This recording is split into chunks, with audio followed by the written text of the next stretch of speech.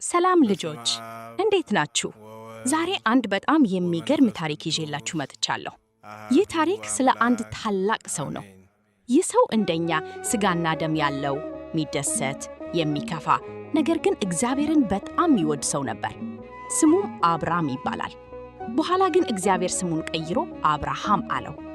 አብርሃም ለምን የእምነት አባት ተባለ? አብረን እንይ። ክፍል 1 ጥሪውና ታላቁ ውሳኔ። በጥንት ዘመን ሰዎች ብዙ አማልክትን በሚያመልኩበት ጊዜ አብርሃም ግን እውነተኛውን አምላክ ያውቅ ነበር። አብርሃም የሚኖረው በካራን ምድር ሲሆን እዚያም ብዙ ዘመዶችና ሀብት ነበረው። አንድ ቀን ግን የሚገርም ነገር ሆነ። እግዚአብሔር ለአብርሃም ተናገረው። አብርሃም ሆይ አገርህን፣ ዘመዶችህንና የአባትህን ቤት ትተህ እኔ ወደማሳያህ ምድር ሂድ አለው።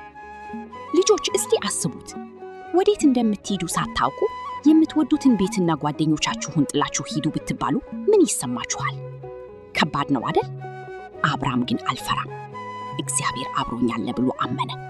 ሚስቱን ሳራንና የወንድሙን ልጅ ሎጥን ይዞ ግመሎቹንና በጎቹን እየነዳ ጉዞ ጀመረ። ክፍል 2 በምድረ በዳ ያለው ጉዞ። ጉዞው ረጅም ነበር። አሸዋማ በረሃዎችን አቋረጡ። በፀሐይ ቃጠሎ ተጓዙ። አንዳንዴ ይደክማቸው ነበር። ግን አብርሃም ተስፋ አልቆረጠም። በሄደበት ቦታ ሁሉ ለእግዚአብሔር መሠዊያ እየሰራ ያመሰግነው ነበር። በጉዞው መሃል ከአብርሃም የምንማረው ትልቅ ነገር አለ። እሱ በጣም ሰላማዊ ሰው ነበር። ከአጃቢዎቹና ከሎጥ ጋር አለመግባባት ሲፈጠር አብርሃም ጠብን አልመረጠም። ለሎጥ የፈለከውን ለምለም ቦታ መረጥ፣ እኔ የተረፈውን ወስዳለሁ አለው። አብርሃም ቅድሚያ ለሌሎች መስጠትን የሚያውቅ ደግ ሰው ነበር።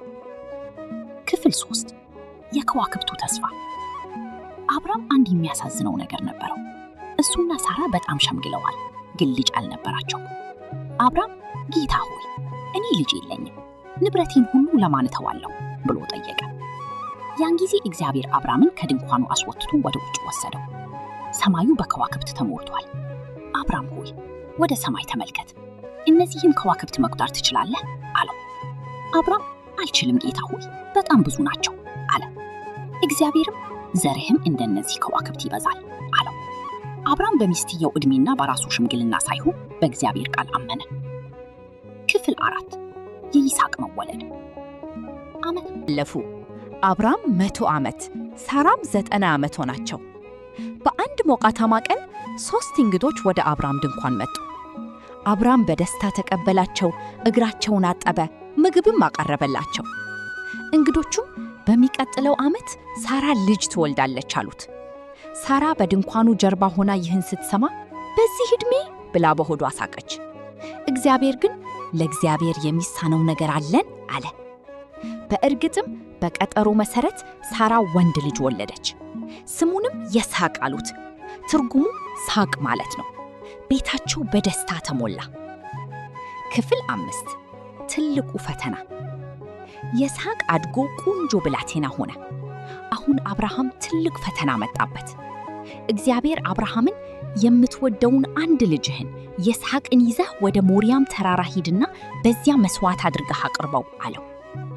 አብርሃም ልቡ ቢሰበርም ለእግዚአብሔር መታዘዝን መረጠ። ይስሐቅን ይዞ ወደ ተራራ ወጣ። ይስሐቅም አባቴ ሆይ እሳቱና እንጨቱ አለ፣ መስዋዕቱ በጉ የት አለ ብሎ ጠየቀ። አብርሃምን በታላቅ እምነት ልጄ ሆይ መስዋዕቱን እግዚአብሔር ያዘጋጃል አለው። አብርሃም ሊሰዋው እጁን ሲያነሳ የእግዚአብሔር መልአክ ከሰማይ ጠራው። አብርሃም አብርሃም፣ በልጁ ላይ እጅህን አታንሳ። አንድ ልጅህን ለኔ አልከለከልክምና አሁን እግዚአብሔርን እንደምትፈራ አውቄያለሁ አለው። አብርሃም ዘወር ሲል አንድ በግ በቀንዶቹ በቀጥቋጦ ውስጥ ተይዞ አየ። ያንን በግ በይስሐቅ ፈንታ መሰዋት አደረገ። አብርሃም እግዚአብሔርን ምን ያህል እንደሚወድ በተግባር አሳየ። መደምደሚያ። ልጆች ከአብርሃም ታሪክ ምን እንማራለን? እምነት። አብርሃም እግዚአብሔርን ያለ ጥርጥር አመነ። መታዘዝ። ከባድ በሚሆንበት ጊዜ እንኳን እግዚአብሔርን ታዘዘ። ትዕግስት። እግዚአብሔር የሰጠው ተስፋ እስኪፈጽም ለብዙ ዓመታት ታገሰ። እናንተም በሕይወታችሁ እግዚአብሔርን ብታምኑና ብትታዘዙ እሱ ለእናንተም ትልቅና ድንቅ ነገር ያደርግላችኋል። የአብርሃም አምላክ ሁሌ ከእናንተ ጋር ነው። ስለተከታተላችሁኝ አመሰግናለሁ። በሚቀጥለው ቪዲዮ ይስሐቅን ወይም የሌሎች ታላላቅ ሰዎችን ታሪክ ይዤላችሁ ይመጣለሁ። ደህና ሁኑ።